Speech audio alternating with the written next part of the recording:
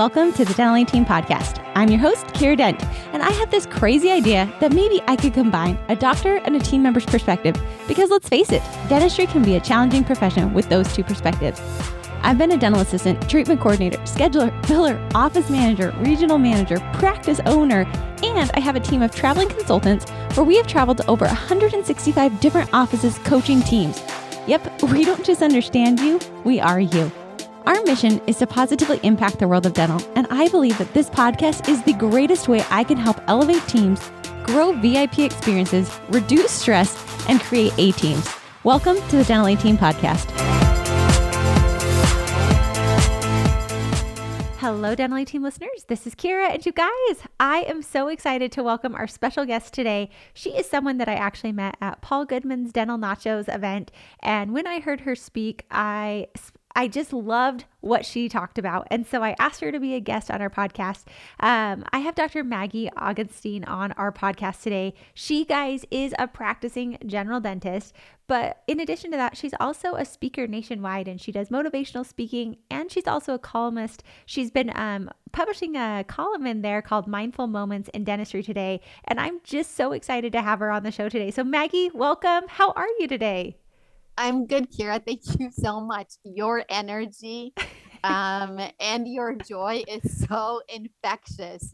I've got a long day ahead of me, but I am telling you, I'm going to feel extremely energized after this conversation. I can feel that already. Well, I'm glad. And I love your zen. I love your just love of dentistry, and that you understand the pains that dentists go through, that you are in the trenches with the offices. And so I'm just glad, and I love dentistry so much. So anytime I get to geek out and podcast and with a dentist, it's always a good time. So Maggie, I gave a little intro of you, but by all means, please share anything that I missed. How did you get into dentistry? Why did you choose Mindful Moments? Like, kind of just give us a little bit more of your background, your story of who Maggie is and how you came to be where you are today. So much of it has to do with the fact, I don't really know that I have a great reason as to why I became a dentist. After I got orthodontics and I was late to the game in that, I got them off in my junior year of college. I could smile, and it changed my personality, changed who I was. So that's what I ended up putting on my application. I got into dental school. When I got into dental school, I did not know what a crown was. I didn't know what a root canal was. I didn't know any of those things, but I always loved science. And I loved working with my hands. And so being able to marry the two together, I have found a profession, a vocation, a calling that inspires me to give, to serve. And when I am in the mouth, I am in complete flow. The outside world does not exist, and time stands still. I just love dentistry, and I love learning. But having said that, for the longest time, I was definitely suffering from an imposter syndrome. And I felt that I needed to be a certain kind of person to be successful in dentistry. And that made me miserable. Mm-hmm. And so I started looking within and figuring out what were those things that made my role as a dentist, my role as a practice owner, more difficult. And I started kind of like, creating different pieces in my life, and started reading a lot about social science, about what drives us, about how we get to be where you are, and practicing that as well. And I ended up in a different place, in a place where I think I understand people better. I think I understand myself better. I think I understand my strengths, and I understand my superpowers, and I'm able to create an entirely different life with that, a more joyful life. That's really interesting. And I'm actually excited to explore that more. And thank you for sharing that, because that's what I really loved when I heard you speak and listened to what you were saying of, I just feel you found that inner zen, that inner balance, that inner peace. And something I wanted to chat with you about today is the topic of burnout, which I actually feel burnout does come oftentimes when you're incongruent with self, when you're not in that flow state, when you feel imposter, when you feel you should be doing XYZ and running on the hamster wheel. And so I'm actually excited. And Maggie, selfishly, I'm going to pick your brain on what things did you tangibly do to get to this level of more flow. And I know that that's what you specialize in. That's what you talk about. That's what you share. So if you don't mind, in the vein of burnout, in the vein of that imposter syndrome, of finding a completely different life, walk me through like how did you do it? What were some of the tangibles? Because I feel so many people can empathize and relate and feel right now, right here, they're who you were maybe a couple of years ago. So how did you get, again, I said this on the last podcast I was on. I feel like this is where you were and this is where you are now. How did you cross that chasm between the two successfully to become where you are today? It's a really great question. First of all, I did not know that I was suffering from burnout. I had no idea that life could be lighter. I just thought that we were supposed to be walking in this one certain way, and I thought it just needed to be the way that it was. But in the thing is that if you feel like running away, you probably are suffering from burnout. If you have moments in your life where you just want to go to sleep and have everybody leave you alone and maybe not even wake up again, there's probably some issue with maybe depression, but that is burnout. So I think symptoms are important to understand, right? So if something doesn't feel right, if something feels too heavy, incongruent, it probably is, but there's a way to fix it. So my process, I tell this story a lot because it has to do with the Goodmans. I met the Goodmans prior to the pandemic, and they were in Chicago, and Mary Goodman offered me the name of a life coach. Her name is Lonnie Gross. And I'm like, I'll just call her because I need to be nice to the Goodmans. They're good people. Mm-hmm. They're great people. They do a lot of incredible things and they know really great people. So I called Lonnie, and from the first conversation that I had as her being my life coach, I felt understood and I felt hope and I felt like I could be carried, and I needed some sort of a support system that I was not necessarily getting at home or at work to help carry me through that. And it's not always a necessary step, but it was a necessary step for me. And since then, I've been working with Lonnie for the last 3 years, and I feel carried and protected and taken care of in a way that I don't find somewhere else in my life. But, burnout for me, it still happens. It's a cycle. And I think that's important to remember, that just because you get through or out of it once doesn't mean that it won't come back again.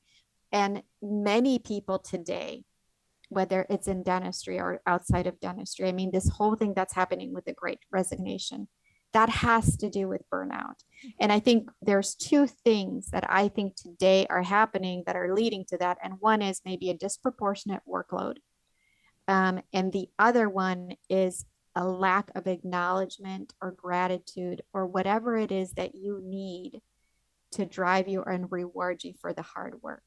And so in looking at it that way, the things that I tangibly did to get myself out of burnout and put myself on the other side of joy and laughter have had to do with, though I don't know that my husband would agree, better management of my workflow and my dedication to my work.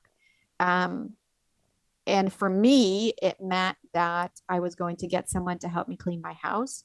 It meant that I was going to get help at home with my daughter, with groceries and homework. And that lessened the load, because when the workload goes up, it feels too heavy to carry, and you have no choice but to almost break down. I mean, like, there's only so much that you can carry. Right. And so whether it has to do with, reducing the amount of time that you're working, or getting help at home with some of the things that are also part of your responsibility. those are all things that I did that were important to me. And yes, it costs quite a bit of money, right? Mm-hmm. To have somebody help you at home and the life coaching and all of that. But in the end, it's created a different reality for me. So that was one of the things that I did. The other one, which I talked about, the perceived lack of reward. That's difficult. I was seeing HMO and public aid patients, Mm-hmm. and I've talked in my other lectures about that also. And I think our write-offs were, over 83%. I bet. And so Yeah. it was very difficult. And so the amount of work that I was giving did not make sense in what I was receiving. But it wasn't just monetarily. It also had to do with the type of patients that I was saying, a sense of entitlement, not just from patients, but sometimes also from your team members. And so a lot of that needed to be reworked. And so when you need to find your people, you need to find your tribe, you need to find your community. And when something doesn't fit and you're suffering from burnout, if you don't have someone to carry you, or not carry you, but someone that you could walk with, Mm-hmm. if you go into work and it's too heavy, it's not meant to be that way. And I think that's why so many people are leaving their jobs, is because this heaviness has gotten to be too much to carry. Mm-hmm. Absolutely. And I think that that's like the question of what did you do when it was too heavy for you at work? I think it was really beautiful how you shared about home. I'm so glad you shared that because I have a dentist that I work with and I'm hoping she's listening. I know she told me, she said, Kiera, I feel really uncomfortable asking for help at home because I feel like I should be able to do it. So I guess I would piggyback on that before we dive into the work of how to have that less heavy. How did you get past feeling like you should be able to do all this and I think so many people feel like they're a failure if it's like, oh, I've got to have someone help me with my house and I have to have someone go buy my groceries. Like, I know I feel that way. I do Instacart all the time. And I sometimes almost feel embarrassed and sheepish that I'm so posh, if you will. Like, Kiera, get to the freaking grocery store and just buy your Yeah. own dang Yeah. groceries. So how Yeah. did you even overcome that stigma, realizing it would help you out personally? It wasn't easy. And I'll tell you, it's also not easy with the traditional roles Mm-hmm. that we're still adhering to, right? Like, I have an incredible husband who is my partner, my life partner. We've been together for almost 25 years, but we Wow. still somewhat have traditional roles. And there was still an expectation that was mostly unsaid, and it was self-imposed too, that I needed to come home and I needed to make sure that the fridge was stocked and I needed to make sure to do the laundry. And I'll tell you, I was taking a CT class this last weekend, or CBCT class this last weekend. And do you know what I was doing in the middle of it while I was listening to it? I was changing loads of laundry, I'm sure. right? So there's a part of it, right, that we self-impose, and it's part of our traditional roles. And after I had my daughter, I refused to ask for help, and I got myself in a really difficult, treatment resistant, postpartum depression, and I wasn't sleeping for 10 months. And Gosh. and I never want anybody to go through that, but it was simply because I was too afraid to ask for help. I was too afraid to ask my husband for help. I was too afraid to, ask my family for help. I was too afraid to reduce the hours I was working. I think what it boiled down to is I ended up creating relationships this is where the community comes in, with people that were similar to me. And for me, Mm-hmm. it was moms that were dentists. And I, you know, I we have this group of four.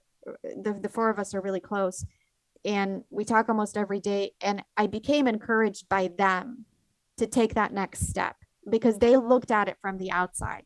Mm-hmm. Um, and that was kind of what planted that seed for me. Hiring my babysitter, which is incredible, and she's an extension of our family now. She's been with us for a year.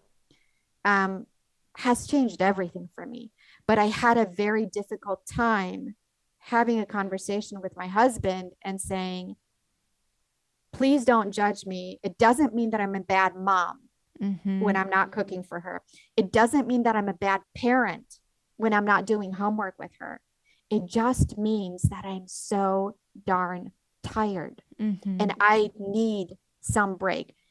We're going to spend time together as a family, and it's going to be doing something than me cooking and you eating. Mm-hmm. And that was worth a lot.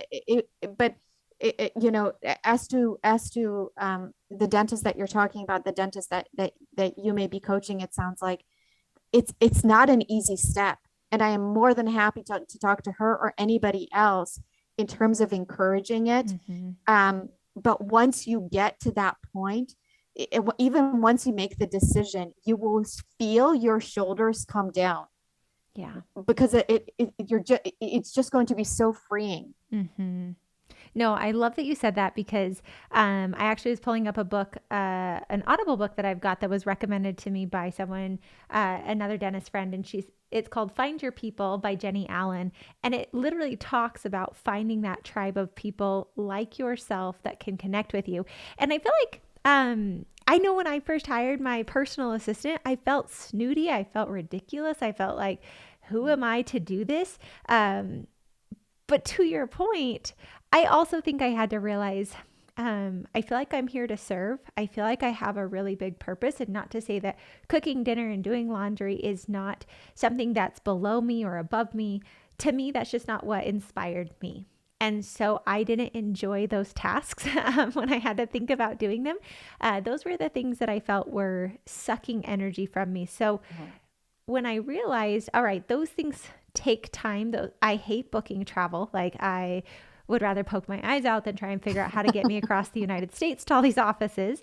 When I realized those were the things taking time, and there are people who truly love to do that. Like, their heart and soul gets lit up by doing the laundry and cleaning the house and taking care of the kids. Like, that is their sole purpose.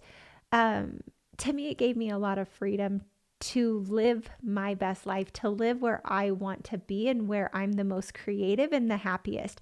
And so, but honestly, it didn't happen until I tried it. I said, okay, fine.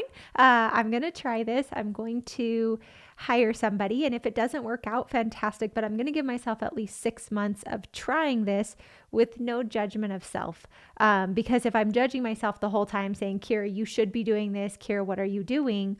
It's never going to work. So I think for people in that boat, agreed, reach out to Maggie, reach out to other people who have done that. But I think also it's taking a step and realizing that you only have so much bandwidth to give. And for me, I would rather give it to my clients. I'd rather give it to my creative side.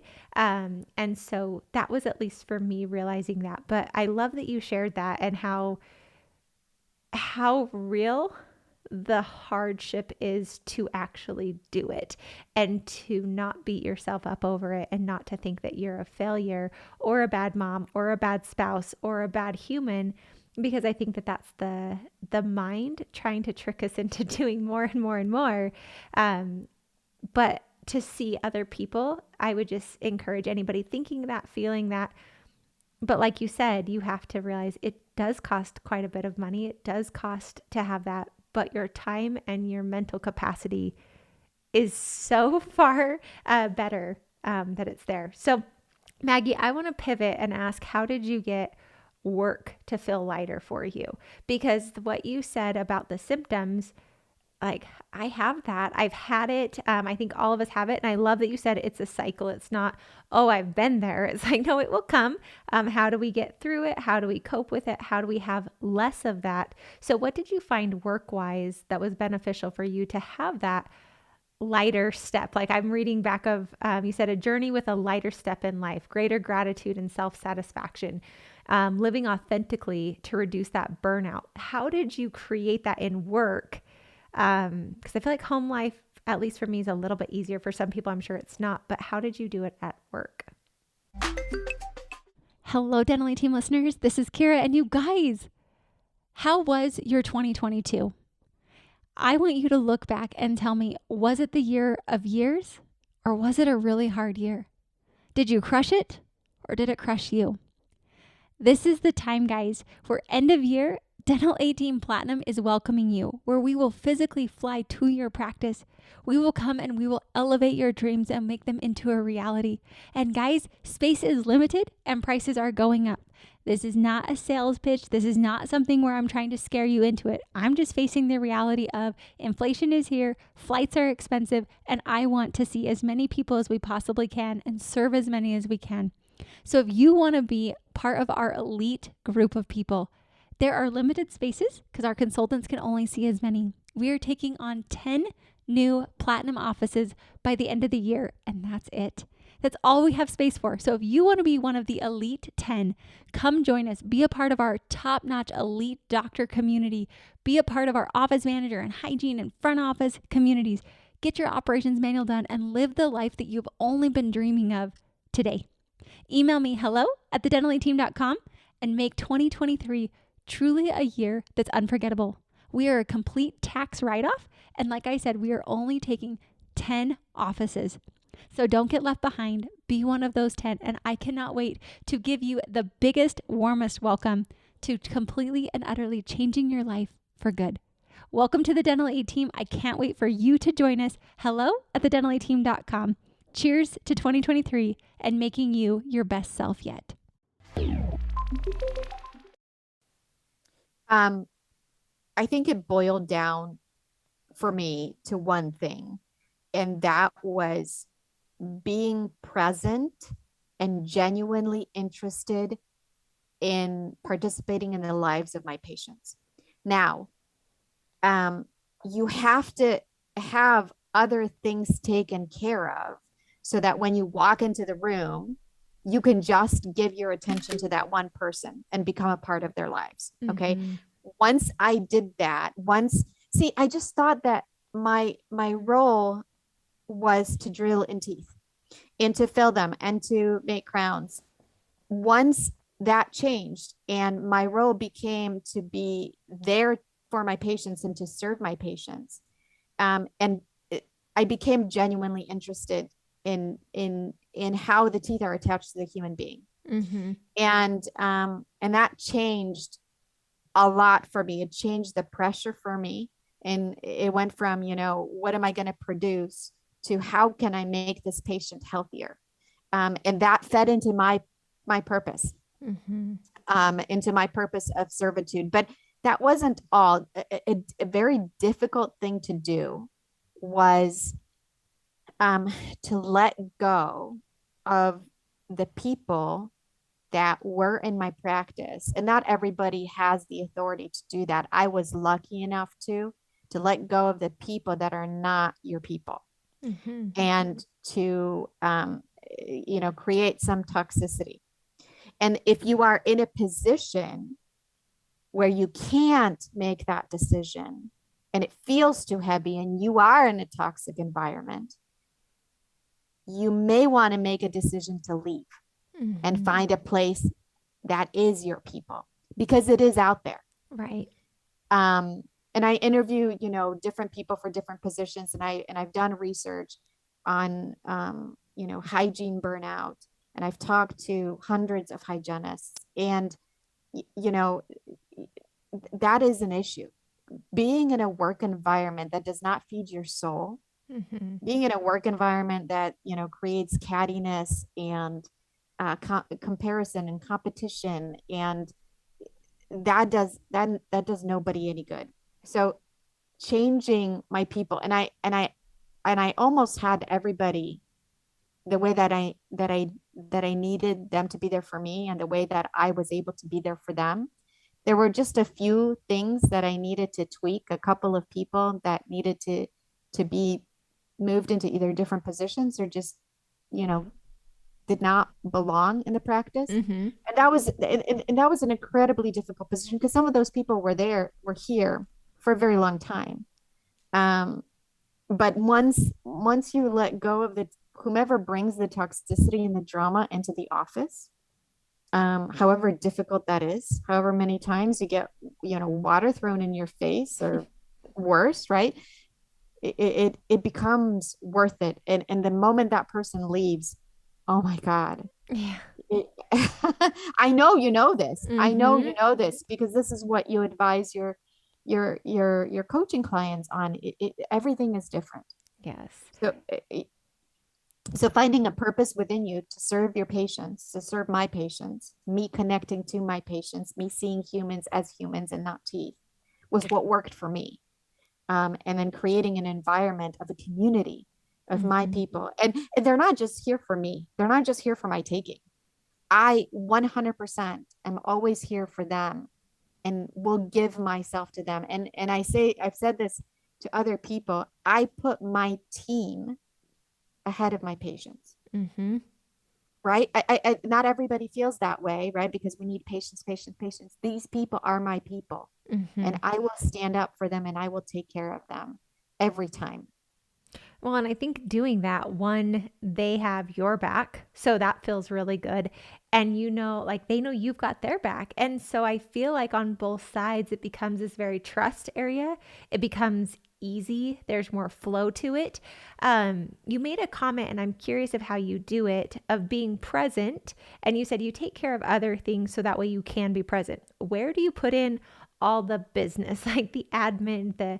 bills, the like, where does all that fit? Because I feel like so often, I mean, I'm sure you might have been this, maybe you still are. So many dentists, I coach them and they're trying to quickly pay the bills in between a patient. And that is just psychotic chaos. And I'm like, this is not necessary. But at the same time, then they feel like, but if I don't get it done then, it's going to have to be after work or before work, which takes away from my family, which then creates this whole cascading spiral. So where do you, because I would imagine you probably have a pretty good space for admin time, CEO items, so that way you can really be present. How do you juggle that, Maggie?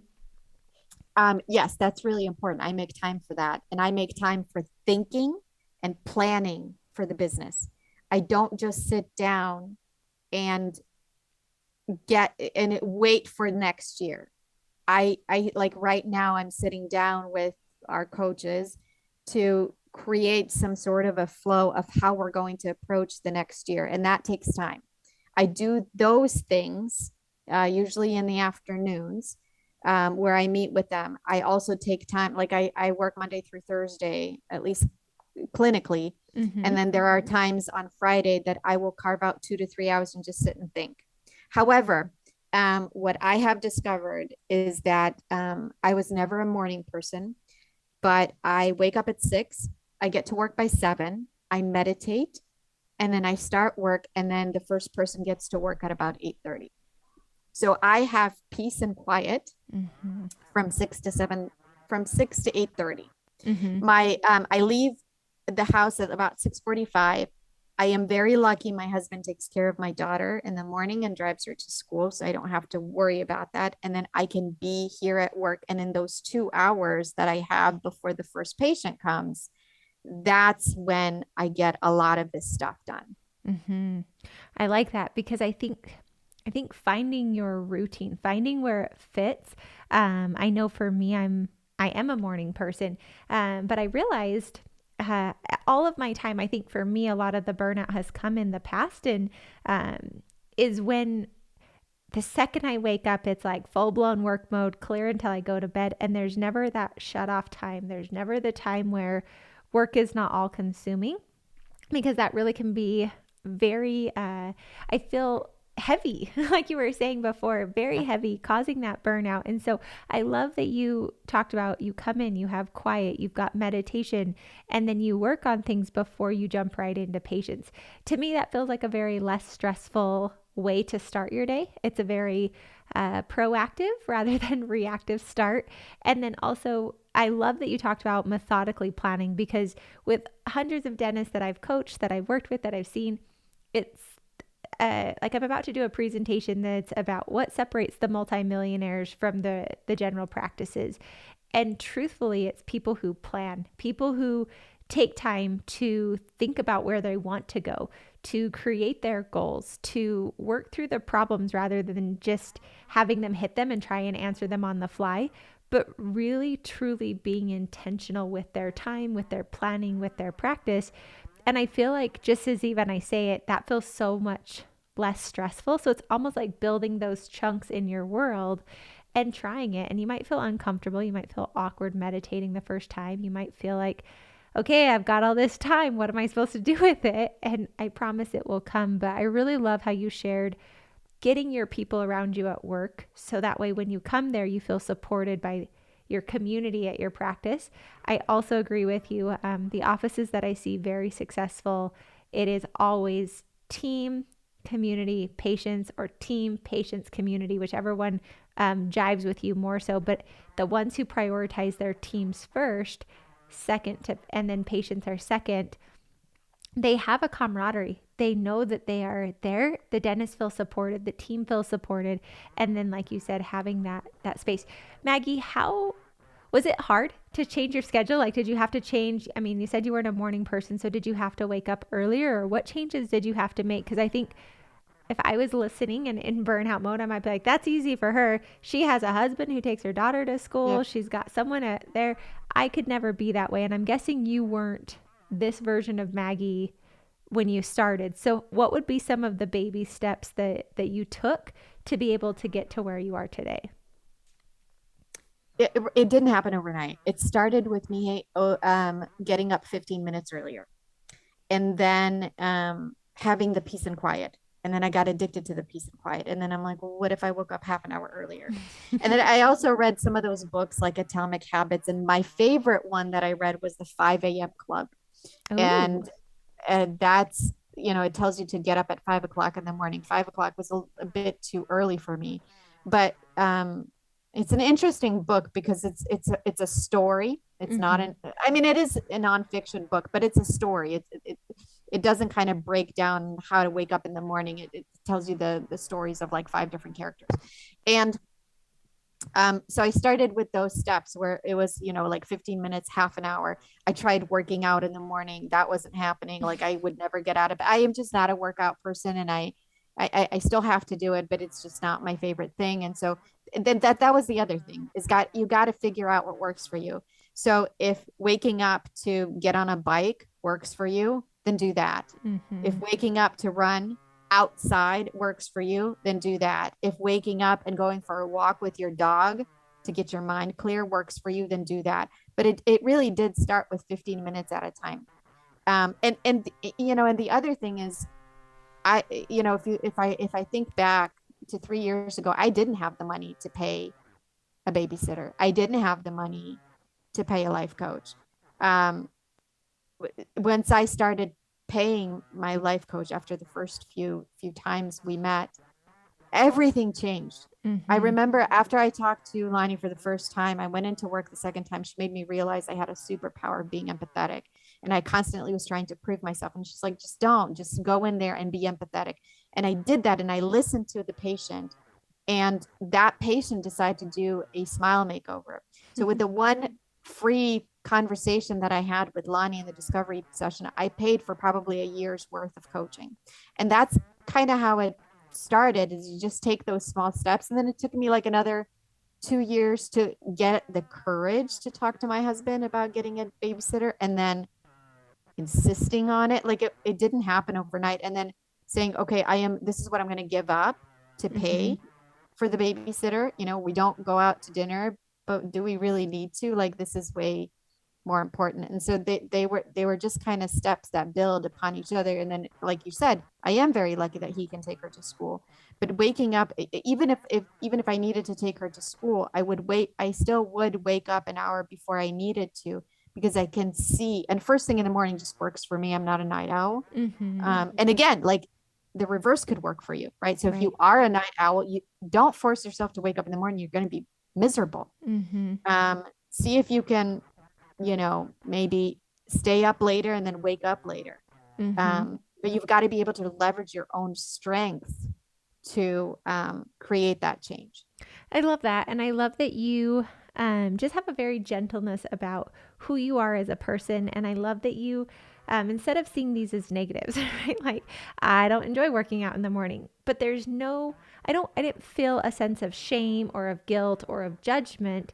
It's more just, this is who I am. I'm going to leverage how I am, and I'm going to change things that work. For me, I'm like a 90-year-old woman.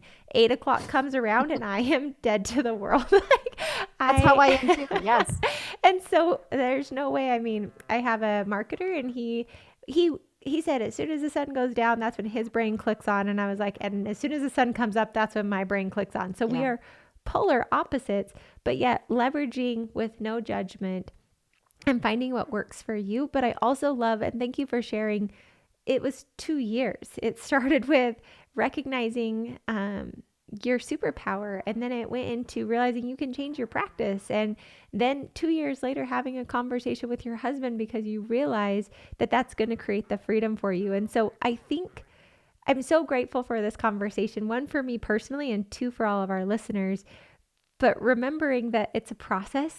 I don't feel like I often think, I'm like, Kiera, you didn't get to burnout in one day. It's been years in the making. Why should you expect yourself to get out of it in a day, a week, a month? It's really changing and fitting those patterns in. And so I would say it's a great time right now, guys. It's end of year when this is being released. And I always love New Year's. I feel like New Year's, new beginnings, fresh pages to start. You can start whenever you listen to this if it's not the end of the year. But really to take note of, does it feel heavy? Are you experiencing the signs of burnout, whether you're a business owner or a team member? And then starting to figure out what is it that's causing that. And then really leveraging yourself, like Maggie has talked about so graciously today, of how can you leverage yourself, your superpowers, the things that make you you. I love the book recommendations you've given. I'm an early riser. I know that there are night owl books out there as well, but really leveraging that. So Maggie, thank you for that. Are there any last things that you feel would be really important for our listeners around burnout or around dentistry, or anything you've come across that would be beneficial to wrap up today's episode? I think one thing to keep in mind is that I think very often we feel alone, but chances are that there's someone out there that feels the same way that you do. And one of the beauty and the paradigm shift that we're experiencing dentistry and talking about all of these things is that by talking about these things that were pushed aside for so many years and bringing them up to the surface and being vocal about them, maybe we're not going to feel as alone as we do, because as your client might feel alone in trying to juggle all those balls, as a provider, as a dentist, maybe a practice owner, she is not alone. Mm-hmm. And that's the beauty of having these conversations. And I am equally grateful for everything that you bring to the table in speaking out about these things and in educating, your audience and your listeners to the changes that are possible. Absolutely. And I just would say, guys, like Maggie, find a coach, whether it's a life coach, whether it's a team coach, but not your friends, not your family. Find somebody that can really support you. That's honestly one of the reasons I love coaching our clients, is because I say that it's life and dentistry. It's not one or the other. It has to be you as a person that we're developing and evolving and creating, because if you as a person are whole, your practice will flourish. And so I would just say, take Maggie's advice and reach out. If it's Lonnie, I know there's raving reviews with Lonnie. I know Maggie, you can reach out to her and chat with her. I know she does a lot of speaking, and I just know she loves people. And so I know she'd happily share, but find somebody who can support you, because I think so often we feel, just like when you mentioned being a new mama and not asking for help and having 10 months of no sleep, that's one path, but there's another path of support and help. And it doesn't mean you're weak. It doesn't mean you're a fraud. It just means you're human.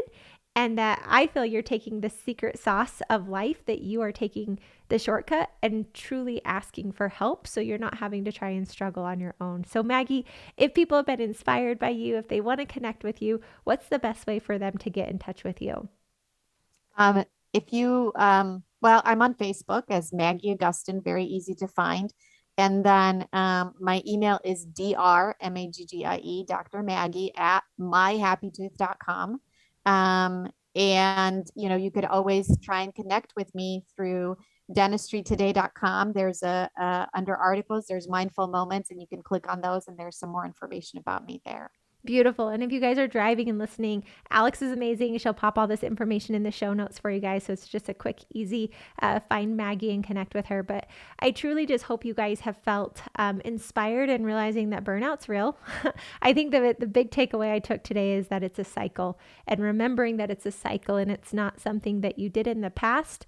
It's not something that's in your future, but it is a cycle, and having that support around you is really what I took from this. So Maggie, thank you. Thank you all for listening.